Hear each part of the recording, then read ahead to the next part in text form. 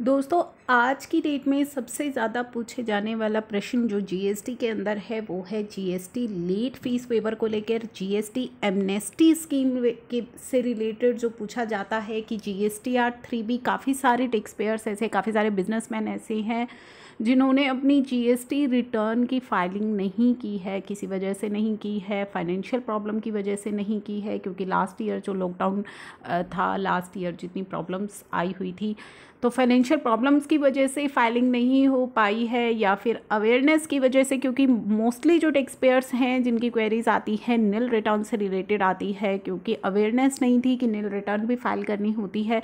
और अब कमाल की बात तो ये है कि भले ही आपकी रिटर्न निल हो, यानी कि आपका बिजनेस हुआ है या नहीं हुआ है, आपको लेट फीस पे करनी पड़ेगी। तो जीएसटी के अंदर ऐसा लॉ है कि आपको लेट फीस पे करनी पड़ेगी। तो जो टैक्स पेयर्स है उनकी यही समस्या है कि निल रिटर्न है, बिजनेस जीरो है, कोई कमाई नहीं हुई है। कुछ लोगों ने तो जीएसटी नंबर का यूज़ ही करना बंद कर दिया है, ले तो लिया था लेकिन उसका यूज़ नहीं हुआ, लेकिन निल रिटर्न उन्हें फाइल करनी थी, जैसा कि लॉ में कहा गया है। निल रिटर्न उन्होंने फाइल नहीं करी और जिसकी वजह से उनकी लेट फीस जो है वो काफ़ी ज़्यादा इकट्ठी हो गई है। और कुछ जो है मैंने आपको बताया कि नेग्लिजेंस भी हो सकती है, या फाइनेंशियल मैटर्स की वजह से भी कई रिटर्न्स फाइल नहीं हुई हैं। तो लेट फीस जो है उसको लेकर के काफ़ी ज़्यादा रिक्वेस्ट ऑलरेडी जा चुकी है, और लेट फीस की से रिलेटेड ही आजकल जो क्वेरीज है वो हमें रिसीव होती है। क्या रिटर्न फाइल करें, क्या लेट फ़ी पे कर दे, क्या कोई एमनेस्टी स्कीम आने वाली है। हालांकि न्यूज़ है कि गवर्नमेंट एमनेस्टी स्कीम लेकर के आ रही है दोबारा। कब लेकर के आ रही है, कब ये एमनेस्टी स्कीम अनाउंस होगी, इसके बाद ये प्रश्न उठता है। और दोस्तों, जो हमारी फाइनेंस मिनिस्टर हैं उन्होंने इन चीज़ों पर साफ साफ बोला था, जो कि मैं आपको एक बार दोबारा से याद दिला रही हूँ कि जो जीएसटी रिलेटेड मैटर्स होते हैं, they are not ministry of finance matters, they are GST council matters.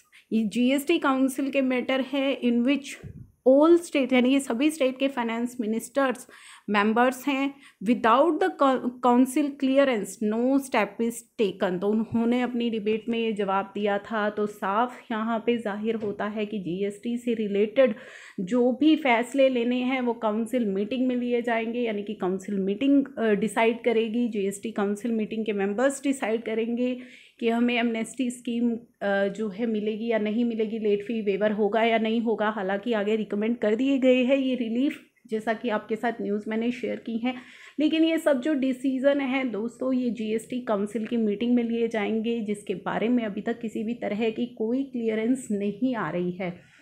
तो जब तक कि जीएसटी काउंसिल मीटिंग की डेट हमें नहीं पता लग जाती, जीएसटी काउंसिल मीटिंग से रिलेटेड इन्फॉर्मेशन कोई भी अभी तक नहीं आई है कि कब ये काउंसिल की मीटिंग होने वाली है। काफ़ी सारे प्रोफेशनल्स हैं जो रिक्वेस्ट कर रहे हैं कि जीएसटी काउंसिल की जो मीटिंग है उसे जल्दी से जल्दी कराइए, क्योंकि नीड ऑफ द टाइम है। आप सभी को पता है इस समय कितनी ज़रूरत है कि जीएसटी से रिलेटेड जो रिलीफ्स हैं वो अनाउंस हों। तो यहाँ पे मैंने आपको ये स्पष्ट बताया है कि ये सभी चीज़ें जो है ये काउंसिल मीटिंग के मेंबर्स के द्वारा डिसाइड की जाएगी। नाउ द क्वेश्चन इज़ कि जब सभी कुछ काम, सब चीज़ें ऑनलाइन हो सकती है, तो जीएसटी काउंसिल की मीटिंग क्यों नहीं हो सकती। इस चीज़ को लेकर के काफ़ी ज़्यादा सवाल उठ रहे हैं। सेकंड की अभी जो इलेक्शंस हैं, कुछ जो सोर्सेज से न्यूज़ निकल करके आई है कि जो इलेक्शंस हैं उनकी वजह से ये मीटिंग नहीं हो पा रही है, क्योंकि जो कि सभी स्टेट्स के जो फाइनेंस मिनिस्टर हैं वो होंगे उस मीटिंग में। तो अभी जो सोर्सेज से न्यूज़ निकल के आ रही है कि होप है कि इनके बाद जो ये जीएसटी काउंसिल की मीटिंग है ये शेड्यूल हो सकती है। तो बेसिकली ये काउंसिल मीटिंग में ही डिसाइड किया जाएगा कि कौन से रिलीफ जो है वो हमें मिल सकते हैं या कौन से नहीं मिल सकते। जीएसटी लेट फीस की सभी वेट कर रहे हैं, लेट फीस वेवर की, कि जीएसटी लेट फीस के अंदर हमें वेवर मिले या ना मिले। तो दोस्तों, मैं आपको ये नहीं कह रही कि आप जीएसटी काउंसिल मीटिंग की वेट कीजिए, लेकिन अगर आप करना चाहते हैं तो काउंसिल मीटिंग की वेट कर सकते हैं, क्योंकि न्यूज़ तो आई थी कि जीएसटी काउंसिल मीटिंग में हमें ये रिलीफ मिल सकते हैं। लेकिन जीएसटी काउंसिल मीटिंग कब होगी, जो कि डेली बेसिस पर ये क्वेरीज मुझसे पूछी जा रही है, इसलिए मैं ये वीडियो रिकॉर्ड कर रही हूँ। उससे रिलेटेड अभी तक कोई न्यूज़ नहीं आई है दोस्तों। और ये जो डिसीजंस है ये जीएसटी काउंसिल की मीटिंग में ही लिए जाएंगे। तो अगर आपको वेट करनी है तो आप मीटिंग तक कर सकते हैं, it's totally depends on you. GSTR 3B की जो भी ड्यू डेट्स हैं वो है 20, 22 और 24 अप्रैल।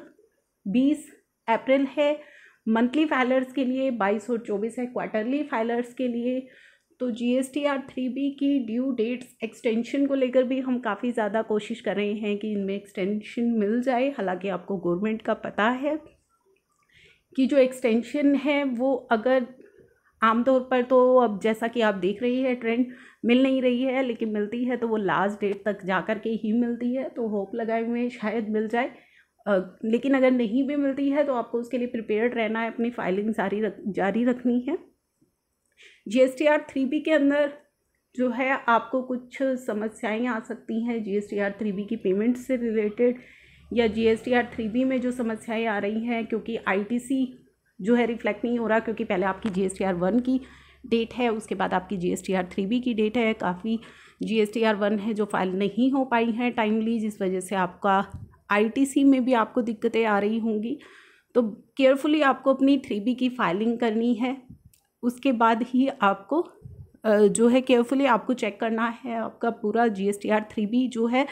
आप कोशिश कीजिएगा कि GSTR 3B में अब पता है कि डाटा जो है वो ऑटो पॉपुलेट होकर के आता है, तो कोशिश कीजिएगा कि ज़्यादा आपके जो है चेंजेस ना आप उसमें करें, क्योंकि अगर आप चेंजेस करते हैं तो आपके पास मतलब अगर आपकी जेन्युइन है तो आप कर लीजिए, लेकिन अगर आप बहुत ही ज़्यादा उसमें जैसे कि ITC रिफ्लेक्ट नहीं हो रहे हैं काफ़ी सारे केसेस में, तो ज़्यादा आप कोशिश कीजिएगा कि GSTR 1 और 2B से ज़्यादा मिसमैच आपका ना हो आपकी GSTR 3B के अंदर। तो यही आपके साथ एक छोटी सी इन्फॉर्मेशन शेयर की है। Thank you for watching.